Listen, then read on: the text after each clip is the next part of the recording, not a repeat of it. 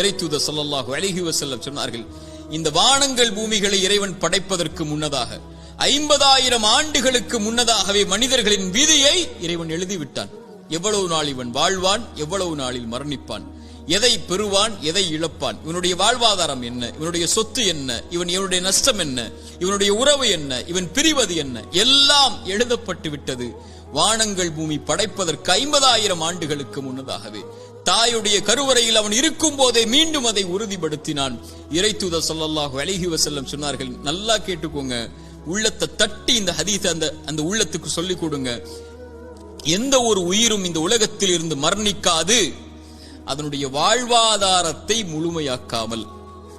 சுப்ஹானல்லாஹ், மீண்டும் சொல்கிறேன், எந்த ஒரு உயிரும் இந்த உலகத்தில் இருந்து மரணிக்காது அதனுடைய வாழ்வாதாரத்தை முழுமையாக்காமல்.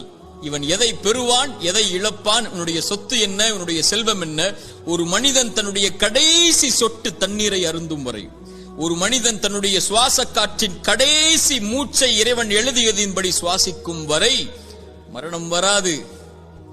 ஏன் பயப்படுகிறாய் எதிர்காலத்தை பற்றி? இது எழுதப்பட்டு விட்டது உன்னுடைய வாழ்வாதாரம். எதை பெறுவாய் என்று, எதை இழப்பாய் என்று, நீ செய்ய வேண்டியதெல்லாம் அதை நோக்கி நகர வேண்டியது மட்டும்தான். சோகம் வந்துவிட்டால், கவலை வந்துவிட்டால், இழப்பு வந்துவிட்டால், பிரிவு வந்துவிட்டால், இருட்டு அறையில் உட்கார்ந்து கொண்டு கண்ணீர் வடிப்பதை விட கிளம்பி செல் வெளிச்சத்தை நோக்கி. உனக்கு பெற இருக்கின்ற அதிசயங்கள் ஏராளம் உன்னுடைய எதிர்காலத்தில். அதை நோக்கி செல் என்பதுதான் இறைவனும் இறைத்தூதரும் நமக்கு காட்டக்கூடிய வழி. Download ShareChat.